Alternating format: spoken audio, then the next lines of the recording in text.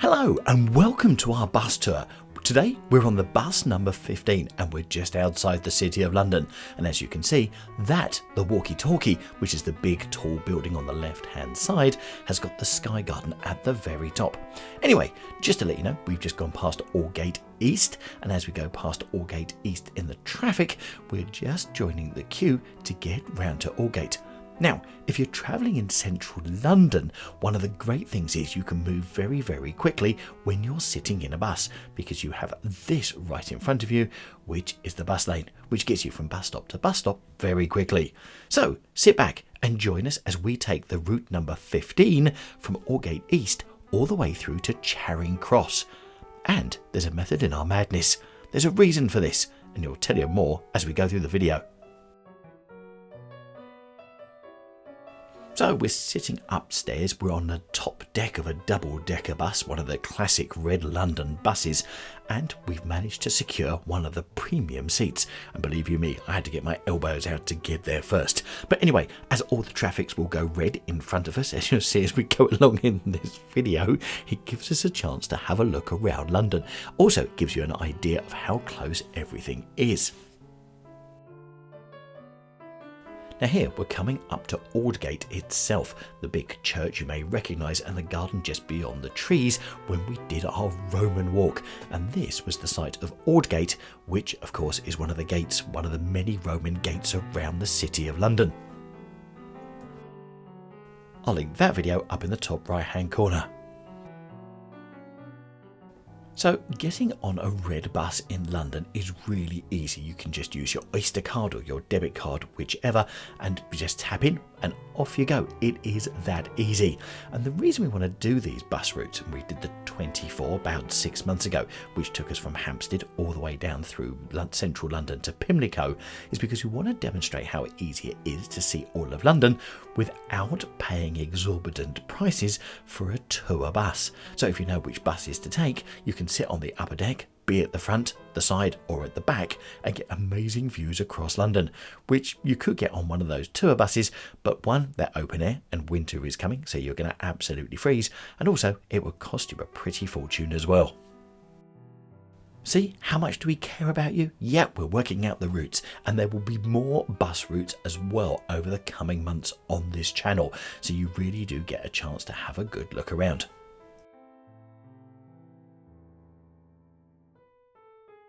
Now the Route 15 today, as I said earlier, is going to go all the way from Aldgate East to Charing Cross, but it's going to take in some of the amazing sights that London has to offer, including coming up very, very shortly, the Tower of London. You'll also see St Paul's Cathedral. We're going to go up Fleet Street and around the great things that are up the top of Fleet Street, including Temple Bar. And also as we go around the Aldwych, it leads us in the Strand, which will lead us to Charing Cross Station. And if you don't know where Charing Cross Station is, that's right next to Trafalgar Square. So you really are then in the heart of London.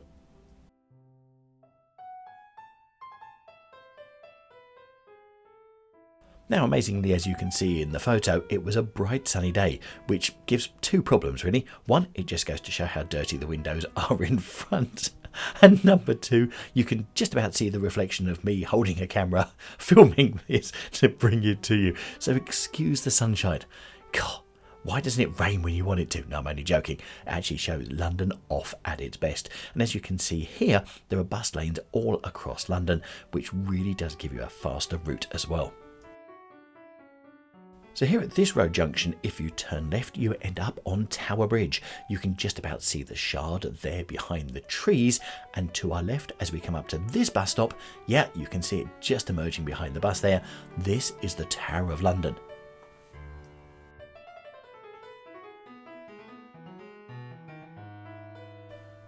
So not only have you got the Shard there, which is on the left hand side, and you can just about see the Sky Garden, but also in front you've got All Hallows Church. So this really is an area of history. And by the way, All Hallows Church will be featuring soon in a video on this channel, and it's well worth watching because it's even older than the Tower of London, if you can believe that.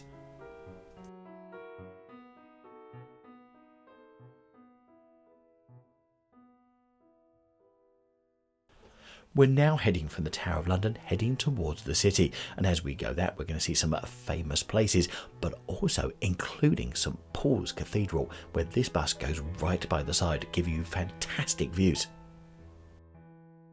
So this is All Hallows Church coming up on the left hand side, so remember you want to watch that video when it comes out soon, and if you haven't subscribed yet, that gives you a good reason for doing so. Okay, we're about to turn right at these traffic lights, and unusually they've gone green just as we have, and right in front of us is a pub called the Hung, Drawn and Quartered. Do I need to say any more? Yes, it was the site of. Let's face it, what bit of London history isn't complete without its gore? Now here, we're going down Eastcheap and we're right underneath the Sky Garden. And behind the buildings to our left is St Dunstan's in the east. That's the church that we featured quite a few times on this channel, which was bombed during the Blitz. They never rebuilt and nature has taken it over, which on a sunny day like this is another fantastic place to visit. Now, the other thing to remember when you're going on the bus is you can get on and off all the different bus stops. Literally just tap in and tap out each time. So it's well worth just, well, getting on the bus and riding the route and getting off wherever you feel. So here we're coming down towards Monument. And just as we approach Monument, on our left-hand side is Pudding Lane, the scene of the Great Fire of London from 1666. And if you get off and have a look down there, there's a plaque to commemorate the fact of where it started. Now also, because we're in the area of the Great Fire of London, you've also got the monument to it, which is that large column which is just there down Fish Street. Now just to remind you, we're on the bus route number 15, and from where we've actually got on to where we get off at Charing Cross, which is right by Embankment, the whole line almost runs parallel with the District line. So if you fancy doing it a bit quicker or going to different stops, you can utilise that line instead and use the London Underground. So here we're coming down Cannon Street. Down here, opposite Cannon Street Station, on the right-hand side, you've got a piece of what's called the London Stone, which dates back, well, we reckon about 1.5 to 2,000 years old, and has got some old properties in it, but it's stuck in a wall on the right-hand side. Now, we have a video on that. I'm going to put a link to that up in the top right-hand corner for you. Here, we're looking down Walbrook, once again featured in the Roman Walk. And before the road was down Walbrook, there used to be a river that used to flow to the Thames, which was used by the Romans. So the only disadvantage I see to travelling a London bus and sitting at the top here is when you get caught behind another London bus, because it sort of obscures your view. But don't worry, before we get to St Paul's, it will disappear. And by the way, speaking of St Paul's, you can just see the dome there above the buildings, and also the clock at the front of St Paul's just above the red bus. I suppose it has its useful parts. You can point out what's above and below it. So as you can see, we're heading towards St Paul's and we're just going across Mansion House. And that's Mansion House Station, which happens again to be on the District line as well as the Circle. Now, I've given you a couple of reasons already why we wanted to do this bus route, but here's another reason. So you can get what's called a heritage bus, which runs from Trafalgar Square by Charing Cross Station all the way to the Tower of London and comes back again. And you can actually see the old bus there on the right-hand side. It's called the T15 and it's an old route master bus. The only problem is you pay a little bit extra for it, and also it's probably one of the most unreliable bus services because it's run privately. There has been 5 different occasions I've tried to catch it, and so I can bring you a video of it, and each time it has not turned up as per the published timetable. So once again, I wanted to bring you something that's reliable but also gives you those same sights as well. So here in front of us we have the amazing St Paul's Cathedral, and I'll put our video to that in the top right hand corner for you, because you can get right up above the big dome there to get amazing views across London. Yeah, certainly something you want to see. Now, when in London and you're waiting for traffic lights, always have a good look round and have a good look around and look up as well, because you never know what you're going to find. Because here, right by St Paul's Cathedral, you have this amazing thing sitting right above. Yeah, it's the zodiac signs all above Bracken House. So once again, when walking around London, do make sure that you look up. So the other great thing about riding on a red London bus is the number of times it stops, both for convenience but also to give you the chance just to have a look around and not be at the behest of traffic, because obviously that allows you to do it, but actually stopping every so often to have a good look. And here we go, the gardens just here at St Paul's Cathedral look fantastic. Okay, as we pull off, on the left hand side you're going to see the Millennium Bridge and the Tate Modern, which is on the other side of the River Thames, because when the Millennium Bridge was built, it was built so it gave a fantastic view from the other side of the river of St Paul's. So guess what? From this side you get a fantastic view of the Millennium Bridge and the Tate Modern. That's once we go past the traffic lights. And of course you can get to the other side of the river in under 5 minutes going across the Millennium Bridge, which is just down there. So this just goes to also show you how big St Paul's Cathedral is, because we've already stopped at a bus stop at one end of it and the next bus stop is at the other end. So it also just goes to show. And here at the front you've got the Queen Victoria statue as well. Now, whilst you're watching this and we're waiting at this bus stop for the bus to go and take us down to Aldgate Hill, which is another gate which was built by the Romans, if you've got a particular bus route that you'd like us to cover for the same reasons as this, it gives you great scenery and great aspects of London, then do let us know in the comments down below, because we're open to riding different bus routes to give you fantastic views like this.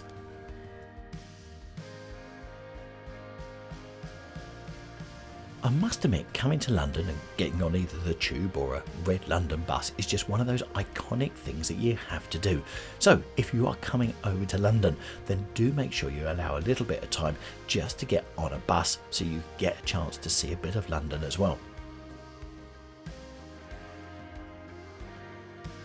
So the whole route itself from Aldgate East, where I got on, and the bus actually started before, all the way to Charing Cross, takes about 25 minutes. Of course, that's going to depend on the traffic, the time of day, etc. that you're doing it. And as you can see in this video, I think we hit every single red light going.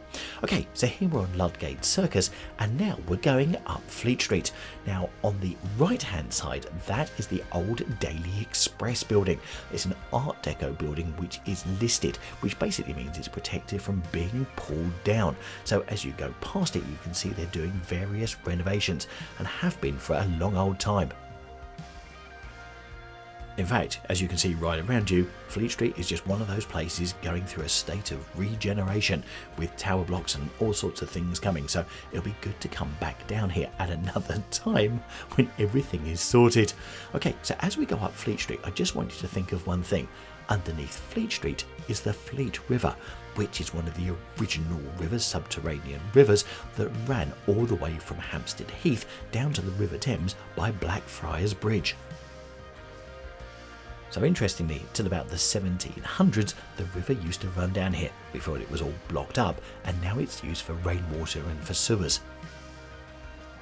So the church you can see on the right hand side here is St Dunstan's in the west. So yes, we had mentioned St Dunstan in the east earlier. This is St Dunstan's in the west. We have a video coming on that very shortly, and when you go in, it's all octagonal inside. Now, coming up here on the left hand side, we have the Temple Inns. We have the Inns of Court. And the reason for that is you can see up ahead on the right hand side of the road all of the turrets sitting on the architectural buildings here, and that is the Royal Court of Justice. And you have all around all of the different legal places. You have all of the different courts which people and the local lawyers belong to, and we've done some videos on that previously which you can see in our library. And here, just as you look down that alleyway there, is one which we covered earlier, which is the Inner and Middle Inn. This is the Temple Bar, which we've also featured in a previous video, which also looks amazing when you go up close and have a good look at the architecture of it. Fleet Street is an area of London that, well, not many people go to, and well, unless you're in the legal profession or you've got something that you're actually going there for. So I tell you what, we've done a video on Fleet Street, and I'll put a link to that in the top right hand corner for you, because it'll feature all of these places and somewhere else I'm about to point out to you in just a couple of seconds as well. So as we move on over the zebra crossing on the right hand side here, all of this is the Royal Courts of Justice, which you may well have seen when news items are being reported from there. And then on the left hand side here, you have Twinings, the tea shop. And this is the original Twinings tea shop where they started way back when.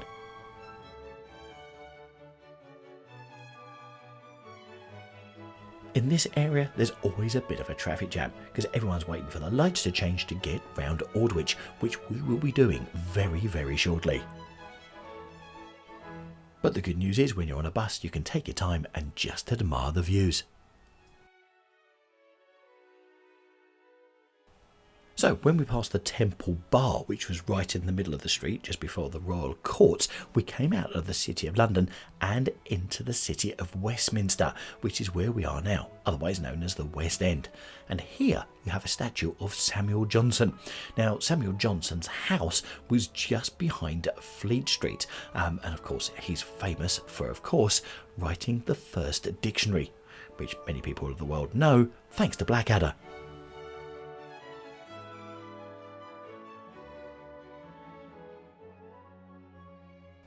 So now as we move forward and we're just about to go round Aldwych, the building which is directly in front of us is Australia House. So if you're Australian and coming here, wow, what a building you guys have got for your embassy.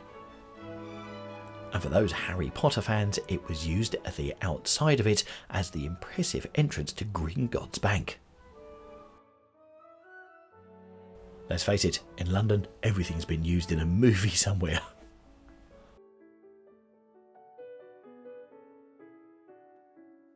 So as you can see from the number of times that we've stopped, there really are a number of bus stops that you can get on and off with every single route. Unlike these buses, which are hop on and hop off, but you can only do that at designated stops. And normally they're the big tourist attraction ones, so you'll actually miss out on some of the other great places that we've shown you because they don't warrant their stopping. And also, of course, you'll pay the money for them. So now as we start moving, those great columns are of Bush House, where the BBC World Service used to be, but not only that, we're now starting to get into theatre territory. And yes, over the other side there, you have the theatre, which has got Tina on, and that's been on there for quite some time, all about Tina Turner. And on the right hand side there, just behind that bus and also behind the trees, you've got the Waldorf Hotel. Now here on the left, you've got India House, which is the Indian Embassy. So if you've been to London before, let's give you your bearings. Where we are now on Aldwych, we're coming into the Strand very shortly by Waterloo Bridge. But on the other side of India House, you've got Somerset House and the River Thames. And here, maintaining the theatre theme, you have Mamma Mia, which has been here for absolute years. But then if you look down the gaps of the roads there, just to the right hand side, you can see where the Lion King is on, at the Lyceum Theatre.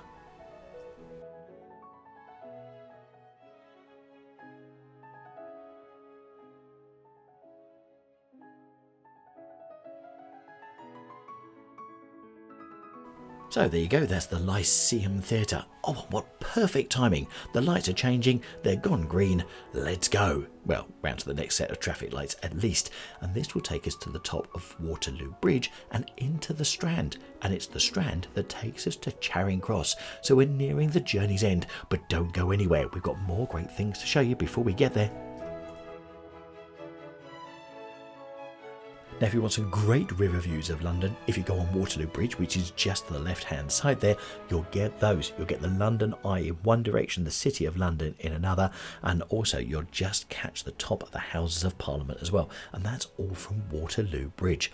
Now, as you come down the Strand here, you've got the Strand Palace Hotel, which is on the right hand side, but tucked away behind that, you've got the Covent Garden area. So everything is quite close by. Coming up before we get to Charing Cross, we've got the Savoy Hotel, plus more theatres as well. So on the left hand side here, all of these buildings belong to the Savoy. So you've got Simpsons on the Strand, as well as a hat shop. And just look at that where it says the Savoy Buildings. I wonder how old that is. Plus you've also got just in the wall there, in the pillars, you've got some writing which actually gives you a plaque to some of the information relating to the buildings here. And this is the entrance to the Savoy Hotel, which is undergoing some renovations there on the right hand side. So yep, scaffolding is up temporarily. Hopefully that'll go quite quickly.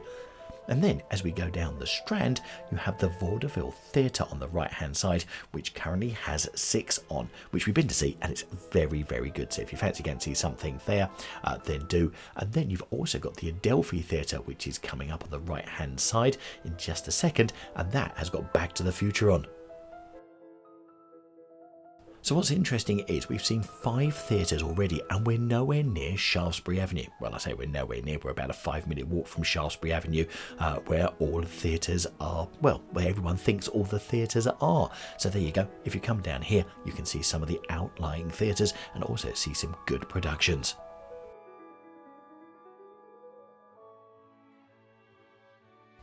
There are so many different bus routes across London, and what I really love is the fact that within central London and just around the outskirts of it, you've got these bus lanes that have been put in, which make things a lot quicker. They're open for buses, taxis, and also for bikes as well, which really does help with the traffic congestion.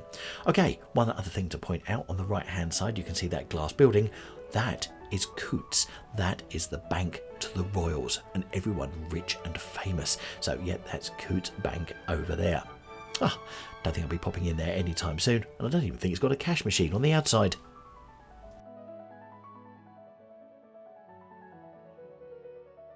So with a final ting on the bell to request the bus to stop, we're coming to near the end because we're now approaching Charing Cross Station, which means I've got to get all my belongings together before I get turfed off the bus and leave something behind.